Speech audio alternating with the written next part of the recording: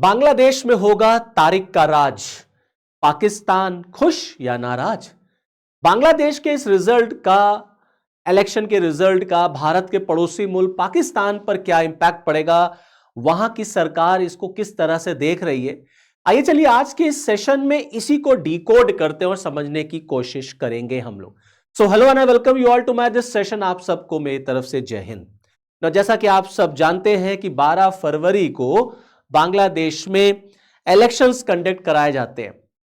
13वां parliamentary election, 13th parliamentary election conduct हुआ बांग्लादेश में, जिसमें जो रिजल्ट निकल के आया उसमें तारिक रहमान यानी कि Bangladesh nationalist party clean sweep करती हुई नजर आई।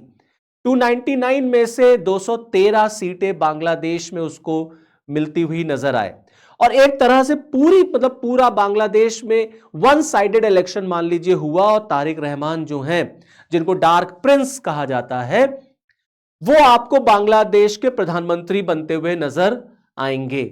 अब इसको लेकर के भारत के पड़ोसी मुल्क पाकिस्तान में भी चिंताएं जाहिर की जा रही, क्योंकि पाकिस्तान तो चाहता था, उसकी पूरी कोशिश थी, उसका पूरा समर्थन था कि बांग्लादेश में जमात की सरकार बने। वैचारिक रूप से पाकिस्तान जमात के नजदीक पाया जाता है, इसीलिए पाकिस्तान खुल करके जमात इस्लामी का समर्थन भी कर रहा था। अब तारिक रहमान के प्राइम मिनिस्टर बन जाने से पाकिस्तान दिखावा तो कर रहा है कि वो खुश है, लेकिन अंदर ही अंदर उसको यह भी है कि अगर जमात की सरकार बनती तो पाकिस्तान के लिए बड़ा आसान हो जाता भारत के खिलाफ बांग्लादेश का इस्तेमाल करने में। लेकिन वहां की जो रिजल्ट आए हैं उसने यह क्लियर कर दिया है कि ऐसे लोग, ऐसी विचारधारा जो हिंदुओं के खिलाफ थी, जिसने हिंदुओं पर अत्याचार किया, जिसने हिंदुओं का कत्लेआम किया, आपको याद होगा कि किस तरह से बांग्लादेश में मोहम्मद यूनुस के कार्यकाल में, जब शेख हसीना की वहां से सत्ता हटती है, 24 में वहां छात्र आंदोलन होता है, शेख हसीना का कूप होता है, तख्ता पलट होता है, मोहम्मद यूनुस के लीडरशिप में एक इंटरिम गवर्नमेंट बनाई जाती है, यह सोच के कि बांग्लादेश में एक अच्छी सरकार चलेगी, एक अच्छी सरकार बनेगी, लोग सुरक्षित होंगे। लेकिन ऐसा कुछ नहीं हुआ, इसका उल्टा हुआ। अल्पसंख्यकों पर अत्याचार शुरू हो गए, मंदिर तोड़े गए, हिंदुओं को जलाया गया, हिंदुओं को मारा गया। हमने देखा किस तरीके से दीपू दास से लेके तमाम लोग, तमाम हिंदू जो वहां रहते अल्पसंख्यक, उन पर अत्याचार हो गए।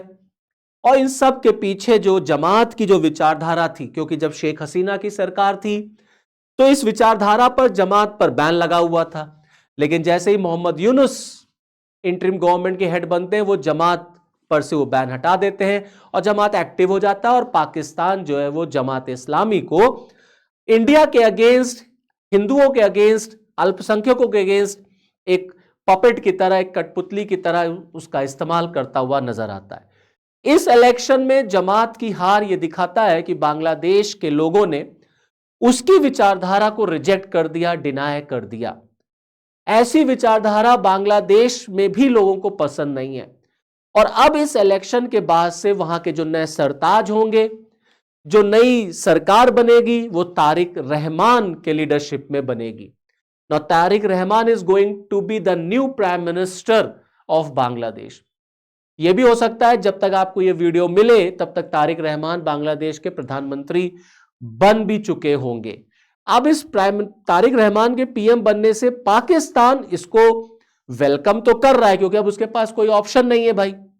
जनता ने बीएनपी को जिता दिया तो अब पाकिस्तान क्या कर सकता है। लेकिन पाकिस्तान अंदर ही अंदर अब इस बात से परेशान है कि यार मेरे सपने जो थे बांग्लादेश को लेकर के, वो चूर चूर होते हुए नजर आ गए।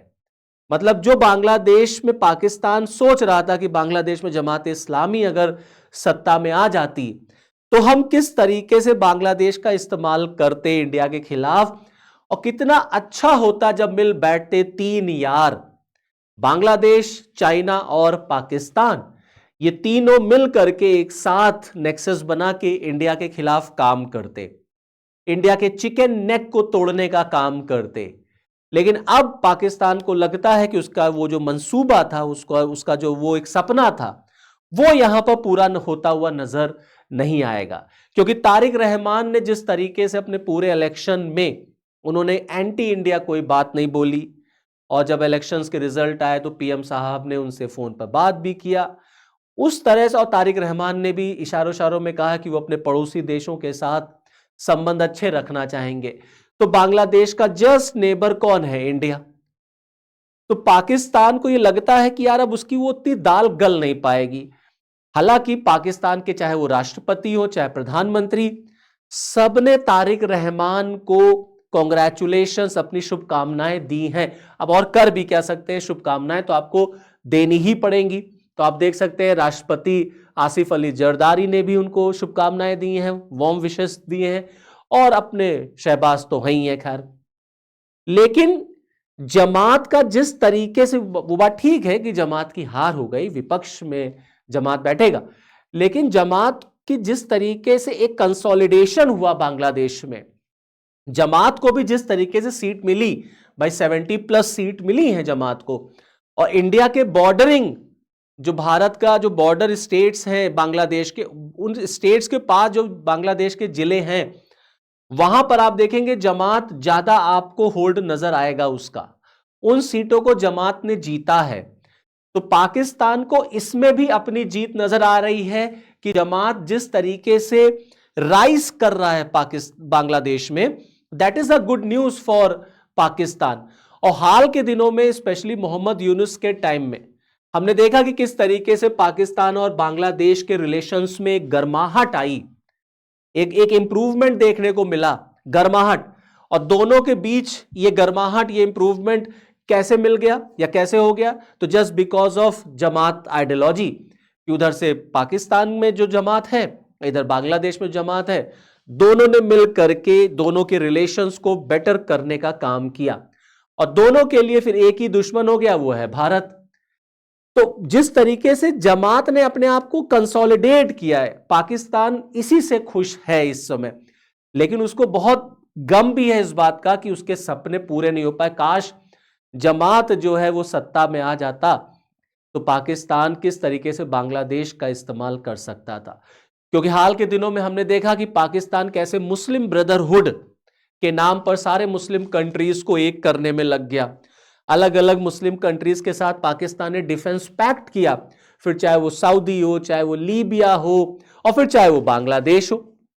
तो बांग्लादेश के साथ भी पाकिस्तान ने सऊदी पैक्ट किया, जिसमें वो JF-17 जेट्स वगैरह पाकिस्तान जो है बांग्लादेश को सेल करने का आइडिया उसने दिया, ऑफर दिया। तो पाकिस्तान भारत के अगेंस्ट बांग्लादेश में कैसे अपनी पकड़ मजबूत करे, इस पे वो काम कर रहा था। हमने देखा कि कैसे बे ऑफ बंगाल में PNS सैफ पहुंचता है। तो ये सब दिखाता है कि पाकिस्तान दरअसल जमात को कितना स्ट्रांगली सपोर्ट कर रहा था कि जमात किसी तरीके से सत्ता में आए और भारत के खिलाफ उसका इस्तेमाल हो, लेकिन वो हो नहीं पाया, और तारिक जो है वो बांग्लादेश में चुनाव जीत गए। भारत ने, ऑब्वियस सी बात है, हमारा पड़ोसी मुल्क है बांग्लादेश, 4000 किलोमीटर से ज्यादा की बाउंड्री टच होती है, कई स्टेट्स बांग्लादेश से टच होते हैं, और नंबर ऑफ डिस्प्यूट्स भी हैं हमारे और बांग्लादेश के बीच में। भारत के प्राइम मिनिस्टर ने तारिक रहमान को वेलकम किया है, उनको शुभकामनाएं दी हैं, और इस बात पर जोर दिया है कि दोनों मिल करके एक प्रोग्रेसिव बांग्लादेश, एक डेवलप्ड बांग्लादेश, एक डेमोक्रेटिक बांग्लादेश, एक इंक्लूसिव बांग्लादेश पर काम करेंगे। अब यहां से क्वेश्चन यह उठता है कि क्या भारत इस जीत के बाद, जो भारत की एक सबसे बड़ी टेंशन हाल के दिनों में रही थी चिकन नेक को लेकर के, क्योंकि जिस तरीके से चाइना ने और जिस तरीके से पाकिस्तान ने बांग्लादेश को चिकन नेक के अगेंस्ट यूज करने का प्लान बनाया था, वो भारत के लिए उसने बहुत टेंशन क्रिएट की थी, और हमने भी अपने आप को प्रिपेयर करना शुरू कर दिया था अपने इस चिकन नेक को जो है प्रोटेक्ट करने के लिए। हम सब जानते हैं कि चिकन नेक एक 22 किलोमीटर का कॉरिडोर है जो रेस्ट ऑफ इंडिया को नॉर्थ ईस्ट से जोड़ता है। जो हमारा पूर्वोत्तर का राज्य है, ये पूरा नॉर्थ ईस्ट, ये चिकन नेक से ही पूरे भारत से जुड़ता है, और रह रह करके मोहम्मद यूनुस ने भी चिकन नेक के अगेंस्ट बयान दिया था, चाइना देता ही देता था, तो ऑटोमेटिकली भारत के लिए एक चिंता का विषय हो गया था। अब इस रिजल्ट के बाद तारिक रहमान बांग्लादेश के प्राइम मिनिस्टर जब होंगे, तो क्या उनके लीडरशिप में हम अपने चिकन नेक को प्रोटेक्ट कर पाएंगे? तो यहां पर एक थोड़ा सा तो रिलीफ दिखेगा भारत को। उतना ज्यादा अब आप चिकन नेक पर अटैक होता हुआ नहीं नजर पाएंगे जितना हो रहा था और जितना जमात के लीडरशिप में होता। हमने देखा कि किस तरीके से बांग्लादेश ने, मोहम्मद यूनुस ने चाइना का इन्वॉल्वमेंट बांग्लादेश में बढ़ाया और बांग्लादेश ने चीन को लाल मुनिरहाट एयरबेस ऑफर किया। चाइना का इंटरेस्ट बांग्लादेश में अगेंस्ट इंडिया।